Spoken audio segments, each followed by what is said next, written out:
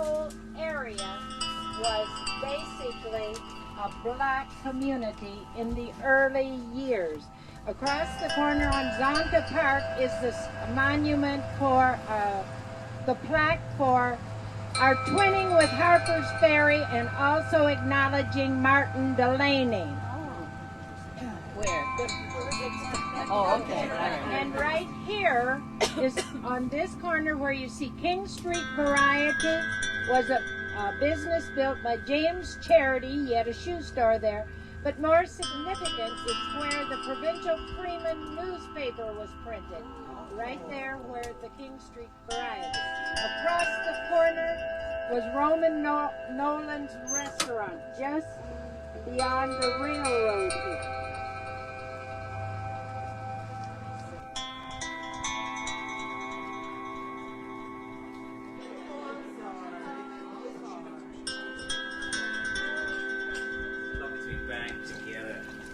Again, I was reminded so much of why it's so important that I sort of got through the various injuries to be here today after a near fatal crash on March the 6th. And I was reminded also at the same time of how it reflected the histories of black people in the diaspora, in that irrespective of what happens to us as individuals and communities, we simply have to get over the particular circumstances we're in order to prepare a better future for our children. We've got no option but to carry on.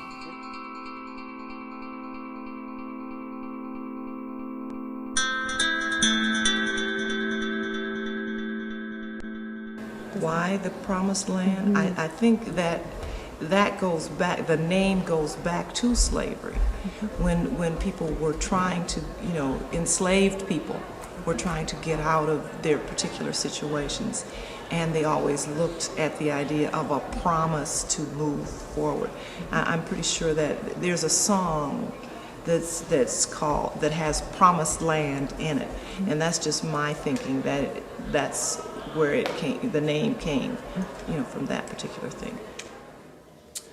To me, the Promised Land Project it represents a sense of pride for me as a fifth generation Canadian whose ancestors came up on the Underground Railroad to the Promised Land, to Canaan, to Canada. And I think through the Promised Land Project, we're going to hear about my ancestors' stories, and stories that many of our family members have known, but they haven't come to light. It was a topic that was difficult to discuss in the past, but it's now time to give them their due, and I'm hoping that the Promised Land Project will give us that opportunity.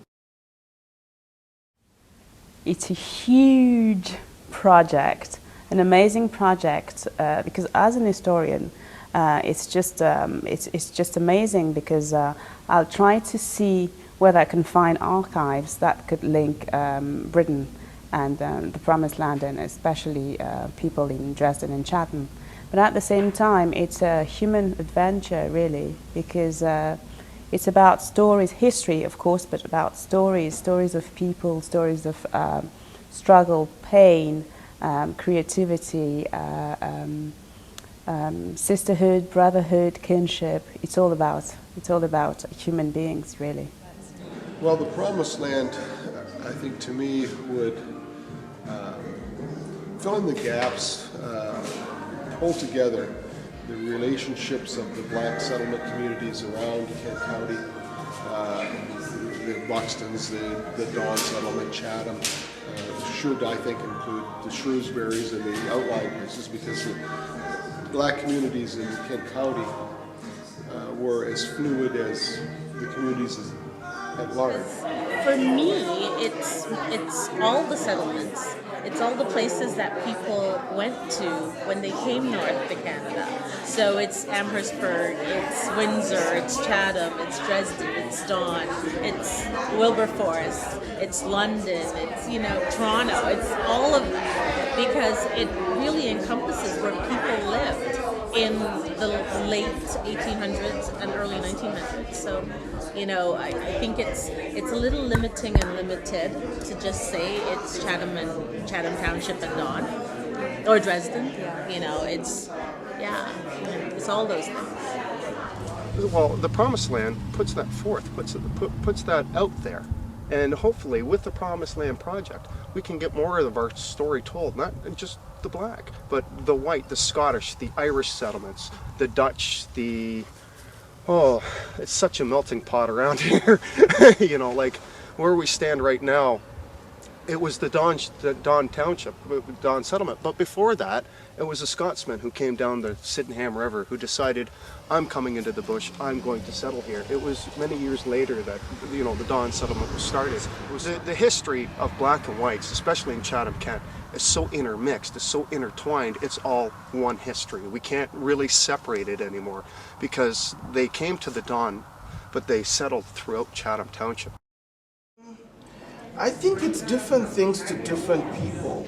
I think a lot of it has to do with our examination of the movement of blacks into the Chatham, Don area, or now what we're beginning to think of it as Chatham Township. However, I'm interested more in the trajectories that come out of that, because there'll be a lot of people doing very fine-grained historical work about Chatham Township, which is the essence, the kernel, probably the most important part of the work. I'm here today because I left the meeting last year believing that Chatham Township was a major part of this study, not an afterthought. And in fact, I thought that the title of the project included Chatham Township in it.